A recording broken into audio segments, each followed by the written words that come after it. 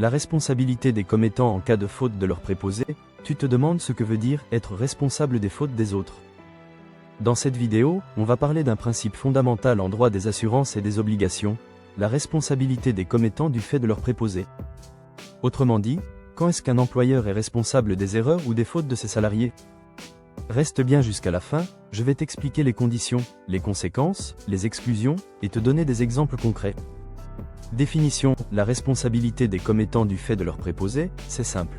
L'employeur, le commettant, est responsable des actes ou des omissions de son salarié, le préposé, quand celui-ci agit dans le cadre de ses fonctions. Exemple, un livreur casse un colis en le livrant. C'est son employeur qui devra indemniser le client. Ce principe existe pour protéger les victimes et garantir qu'elles soient indemnisées même si l'employé n'a pas les moyens de payer. Pourquoi c'est important? Ce mécanisme est super important car il permet de tenir les employeurs responsables des fautes professionnelles, protéger les tiers lésés en assurant qu'ils soient indemnisés, renforcer la prévention des fautes en entreprise. Bref, ça équilibre les relations entre employeurs, salariés et victimes. Les conditions pour engager la responsabilité, pour que l'employeur soit responsable, 3 conditions principales doivent être remplies. Lien de subordination flèche vers la droite, il faut prouver que l'employé est sous l'autorité de l'employeur.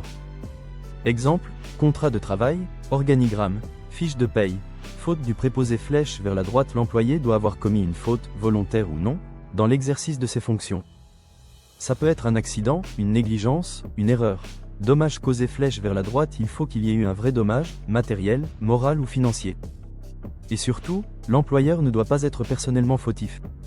Sinon, c'est sa propre responsabilité qui est engagée. Les conséquences de la responsabilité, si ces conditions sont réunies, l'employeur doit réparer le dommage causé par son salarié. Ça veut dire qu'il doit indemniser les victimes, prendre en charge les conséquences financières, parfois même partager la responsabilité avec le salarié si les deux ont commis une faute. Exemple, un serveur renverse accidentellement un plat sur un client, l'employeur doit indemniser le nettoyage des vêtements et les frais liés. Mais attention, il existe des cas où l'employeur n'est pas responsable. Pas de lien de subordination flèche vers la droite. Exemple, si l'employé est en réalité un prestataire indépendant. Pas de faute du préposé flèche vers la droite si l'accident est dû à un facteur extérieur et pas à une faute de l'employé.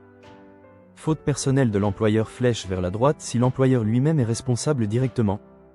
Et il y a aussi des cas spécifiques. Faute inexcusable de l'employeur flèche vers la droite en matière d'accident du travail, ça peut entraîner une indemnisation complémentaire.